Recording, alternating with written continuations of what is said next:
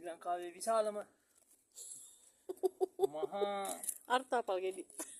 නියම තමයි කියන්නේ. මොකක්ද මේ? තියෙනවා ඇත්තනේ. එතන අල්ලේ තියෙනවා මේ මෙතනත් නේ. හෙට ගිහිල්ලා නේ. මෙහෙටත් එකක් ගිහිල්ලා. මෙහෙටත් එකක් ගිහිල්ලා මෙහෙටත් එකක් ගිහිල්ලා. නෑ ඒක වලේද?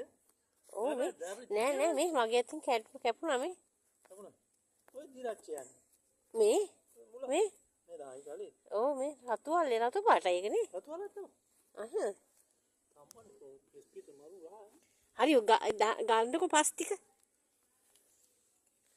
මොකෙන්ද ගහලා දැන් මෙච්චර මේ වටේ හරි ඉවරයි. මම කොදෙන්ටක ගල් ඉන්නේ. එහෙනම් මේ කල්ල ගන්න චුට්ට. මේ මල. මොකද මේක? ඔය මල මේ වීඩියෝ එක දාන්නේ මේ මල. මහා අල රාජානන් වහන්සේ. ඔහොම වුණොත් නම් හුටස් ගායි. හුටස් ගන්න තමයි දැන් මම සතන. ඔය චුරුචුරුස් ගන්නවා. ඒ කියන්නේ අමුල් ගලනවා. හරි ඒට වැඩි නෑ. අන්න මේ පැත්තේ තියෙන යලිය. අල රාජානන් වහන්සේ වාඩින මැනවි. මේ තරම් ලොකු වර්තාපල යලයක් පන් දැක්කමයි.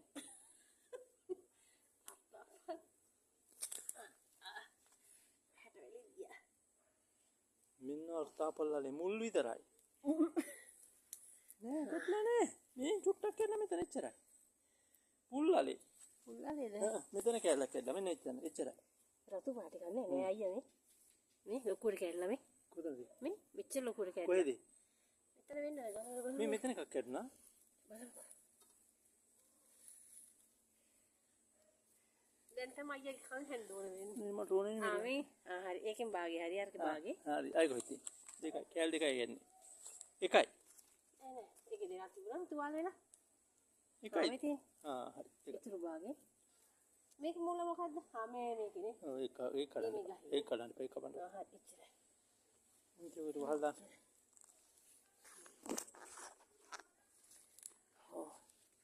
රතු වලයක් නේ.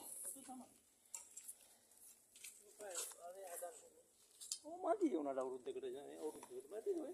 අවුරුද්දක්ද? ඇති වෙන්නේ. නිකන් හැදිලා හදලා නෙමෙයි.